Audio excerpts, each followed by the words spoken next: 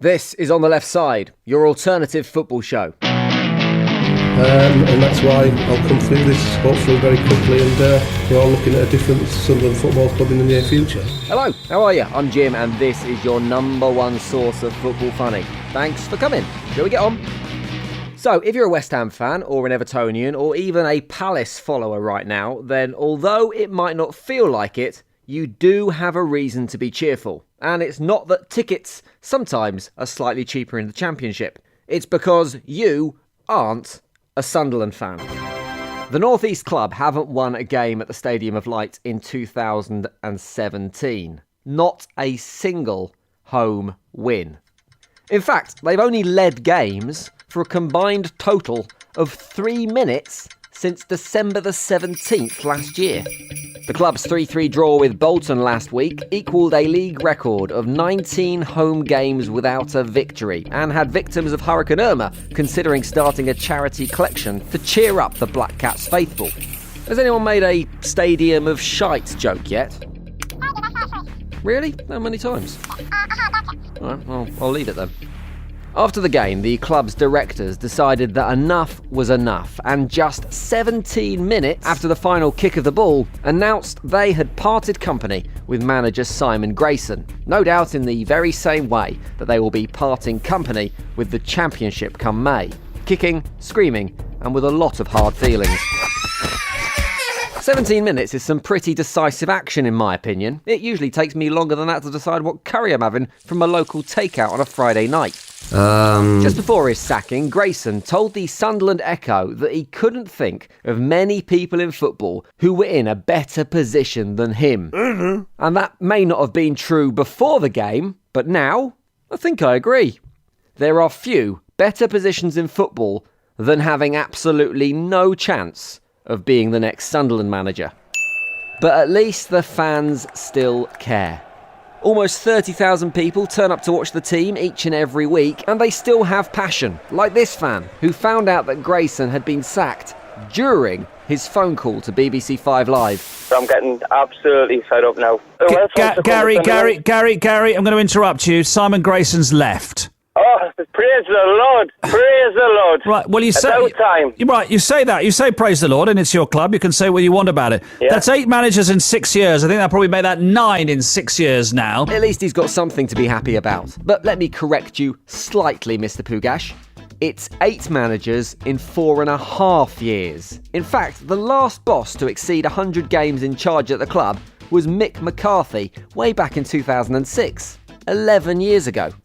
Maybe Big Mick is the man to save Sunderland now. A no-nonsense northern lad with no-nonsense northern football.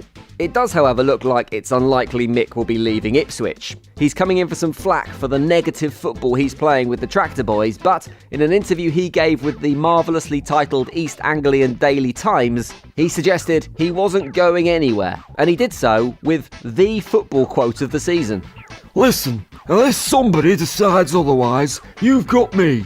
Boring old, big nose, fucking fart with shite football until May. So I say bring back Mick. At least it'd be funny. I do wonder what other former Sunderland bosses would make of the current crop of players and situation at the Stadium of Light at the moment. Roy Keane, for example. He's never held back as a player, as a pundit, or as a manager. And if Roy Keane was considered dirty as a player, as a pundit, he's bloody filthy.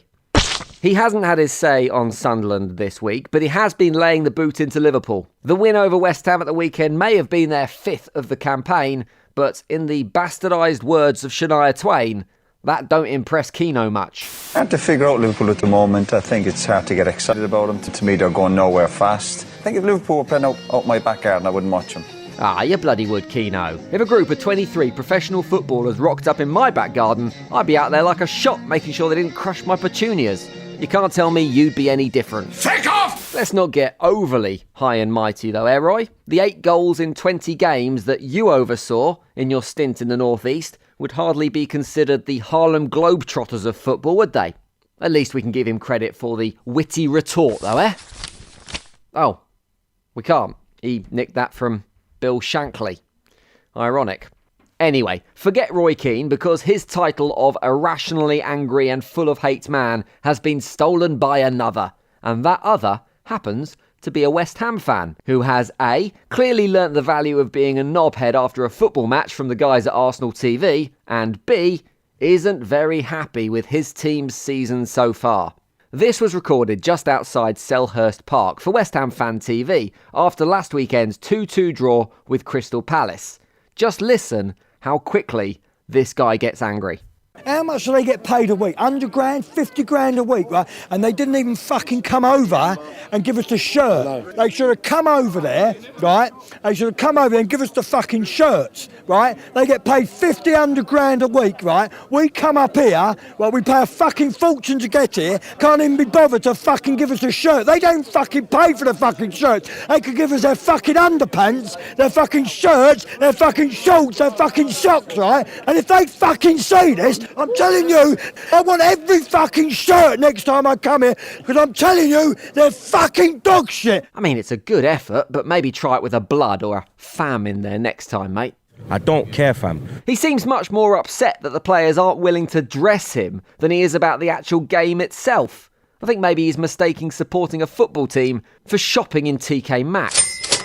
Can someone please just give him a shirt? In fact, forget that. Give him the bloody Sunderland job. If anyone can get that shower playing properly, it's Mr. Angry Shirt himself. Rodwell, what the fuck was that, eh? And you, Graben, where are your goals, mate? Where are the fucking goals? Right, give me your shirt. Come here. Give me your fucking shirt. Come here, you bugger. I want your shirt. And your pants. Give me your pants. I want your pants, you bastard. Come here. You stay right fucking there, dog. I'll have your shorts next. Right. Yeah? Did you just say pants? I did say pants, yes. Mummy, Daddy said pants.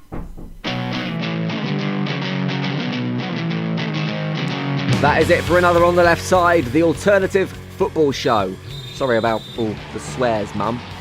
If you like that, then you're going to like the next show too. That's going to be out on Thursday morning, so hit subscribe now and we'll sort you out with it as soon as it's ready. But for now, I will see you soon. On the Left Side is written and produced by Ant McGinley and Jim Salveson for Abrupt Audio.